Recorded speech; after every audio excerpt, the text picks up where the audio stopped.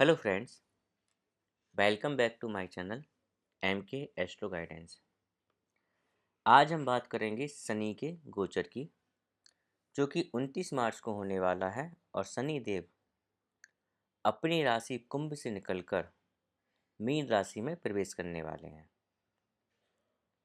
तो हम इस वीडियो में देखेंगे कि जब शनि देव मीन राशि में प्रवेश करेंगे, उनका जो गोचर है वो मीन राशि में जब होगा, तो उसका मकर लग्न के लोगों पर क्या प्रभाव पड़ेगा। चलिए फिर देर न करते हुए हम आज का वीडियो स्टार्ट करते हैं। शनि का ये गोचर बहुत ही ज़्यादा महत्वपूर्ण होगा मकर लग्न के लोगों के लिए, स्पेशली मई तक। ऐसा क्यों? मकर लग्न के जो जातक हैं उनके लिए शनि का गोचर होगा मीन राशि में, मतलब उनके तीसरे घर में। और तीसरे घर में हमेशा अशुभ ग्रह जो होते हैं उनका प्लेसमेंट अच्छा होता है। तो हम ये बोल सकते हैं कि एक तरह से ये जो गोचर है वो बहुत ज़्यादा दुखदाई नहीं होगा, अच्छा होगा, लेकिन कुछ कंडीशंस हैं। और इसके साथ ही साथ यहाँ पर केवल शनि ही गोचर नहीं कर रहे हैं, शनि के अलावा 4 ग्रह और हैं जो गोचर करेंगे। ठीक है, एक बार हम पहले उन पर नज़र डाल लेते हैं। शनि जो है यहाँ पर 29 मार्च को आ जाएंगे रात में 11:01 पर। सूर्य जो है ऑलरेडी यहाँ पर आ चुके हैं 14 मार्च को। तो सूर्य जो है 14 मार्च से लेकर 14 अप्रैल तक मीन राशि में ही गोचर कर रहे हैं। बुध 27 फरवरी से लेकर 7 मई तक मीन राशि में गोचर कर रहे हैं। शुक्र 28 जनवरी से 31 मई तक मीन राशि में गोचर कर रहे हैं। और राहु भी वहाँ पर ऑलरेडी 29 नवंबर से बैठे हुए हैं, पिछले 1.5 साल से बैठे हुए हैं। और 29 मई तक वो यहीं पर रहेंगे। अतः आप देखेंगे कि मई तक यहाँ पर 3 ग्रह और भी रहेंगे शनि के साथ। तो ओवरऑल देखें मकर लग्न के लोगों के लिए क्या होगा। 6 ग्रह ऐसे होंगे जिसकी वजह से ये तीसरा घर एक्टिवेट हो जाएगा उनका। कौन कौन से 6 ग्रह? सूर्य, बुध, शनि, शुक्र, राहु और गुरु, क्योंकि गुरु की राशि में ये बैठे हुए हैं। तो अधिकतर जातक ऐसे होंगे, 9 में से 6 ग्रह अगर उनके कोई भी 6 ग्रह एक्टिवेट हो जाएंगे इनमें से, तो ये थर्ड हाउस एक्टिवेट हो जाएगा। और दशा अंतरदशा प्रत्यंतरदशा में कहीं ना कहीं इनमें से कोई ना कोई ग्रह एक्टिवेट होगा 90% लोगों के लिए। अतः थर्ड हाउस उनका एक्टिवेट हो जाएगा और उनको इन 5 ग्रहों के परिणाम देखने को मिलेंगे, ये तय है। अब हम जो है यहाँ पर केवल शनि के गोचर की बात करेंगे, शनि के अलावा हम कोई भी अभी कंसीडर नहीं करेंगे। ठीक है, तो शनि का गोचर काल कैसा रहेगा। शनि जब यहाँ पर प्रवेश करेंगे देवगुरु बृहस्पति की राशि में, तो यहाँ बैठकर वो अपने तीसरी दृष्टि से पंचम हाउस को देखेंगे, 5वें घर को, 7वीं दृष्टि से 9वें घर को देखेंगे और 10वीं दृष्टि से 12वें घर को देखेंगे। अतः मकर लग्न के जातकों को तीसरे घर के, 5वें घर के, 9वें घर के और 12वें घर के परिणाम देखने को मिलेंगे। तो शनि का ये गोचर काल जो है मकर लग्न वालों से बोल रहा है कि मेहनत करें। आप लोगों से मेरी एक विनती है, रिक्वेस्ट है कि आप कोई भी शॉर्टकट ना लें। जहाँ शॉर्टकट आप लेंगे आपको सक्सेस नहीं मिलेगी। आपको पूरी ईमानदारी के साथ, कड़ी मेहनत के साथ कोई भी कार्य करना है यदि उसमें सफलता चाहिए। तो सक्सेस के लिए आपकी जो सक्सेस है उसके लिए एक ही की है, जो हम बोलते हैं सफलता की कुंजी, आपके लिए एक ही है, कड़ी मेहनत। आप जितनी मेहनत करके कोई भी कार्य करेंगे उतना आपको सक्सेस मिलेगा, 100% सक्सेस आपको मिलेगा। और यहाँ पर शनि देव जो हैं वो आपके भाव के घर को देख रहे हैं, भाग्य के घर को देख रहे हैं। अतः जितनी आप मेहनत करेंगे उतना ही भाग्य आपका साथ देगा, उतनी ही आपको सफलता मिलेगी। तो शनि का ये गोचर काल आपसे बहुत ज़्यादा मेहनत कराएगा, लेकिन साथ ही साथ मेहनत का फल भी देगा। शनि की जो तीसरी दृष्टि है वो 5वें घर पर है, अपनी मित्र राशि पर है।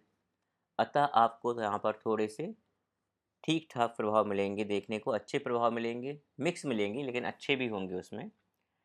जैसे अच्छा क्या हो सकता है, आपके पूर्व जन्म के जो पुण्य आपने किए हुए हैं वो एक्टिवेट हो जाएंगे यहाँ पर, जिस वजह से आपको क्या होगा, उनका सहयोग मिलेगा और पूर्व जन्म के पुण्यों की वजह से आपकी जो सफलता है आपको अपने कार्यों में मिलेंगी। आप कोई भी प्लानिंग जो कर रहे थे, क्योंकि थर्ड हाउस में है, आप बहुत ज़्यादा प्लानिंग भी करेंगे और उस प्लानिंग को एग्जीक्यूट भी करेंगे। फिफ्थ हाउस होता है प्लानिंग को एग्जीक्यूट करना, लेकिन यहाँ पर फिर वही शर्त है, आपको एग्जीक्यूट करने के लिए मेहनत बहुत करनी पड़ेगी। आप जितनी मेहनत कर ले जाएंगे, जितने आपने अपने सेल्फ एफर्ट डाले होंगे, उतनी ही आप अच्छे से किसी भी प्लानिंग को एग्जीक्यूट कर पाएंगे और उतना ही आपको उसका बेटर रिजल्ट मिलेगा। आपको छोटी छोटी यात्राएं करनी पड़ सकती हैं, इवन छोटी छोटी यात्रा होगी आपका थर्ड हाउस से, ठीक है, लेकिन क्योंकि ये आपके 9th हाउस पर भी दृष्टि डाल रहा है, 12th हाउस पर भी डाल रहा है, अतः यात्राएं तो आपको करनी होगी इस गोचर काल में, और वो काफ़ी लंबी यात्राएं भी हो सकती है और कई बार छोटी यात्राएं भी हो सकती हैं। आप धर्म के लिए भी यात्राएं कर सकते हैं, किसी तीर्थ स्थान पर जा सकते हैं, और आपका विदेश जाना तय है।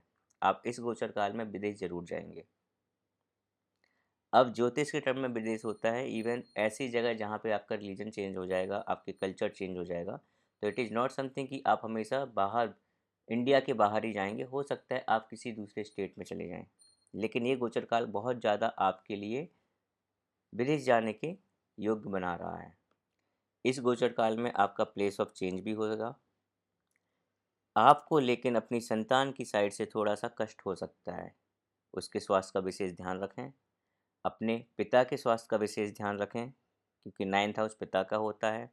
उनके साथ भी आपका थोड़ा सा अनबन हो सकती है, तालमेल की कमी आ सकती है। उनके स्वास्थ्य को लेकर भी आप परेशान हो सकते हैं।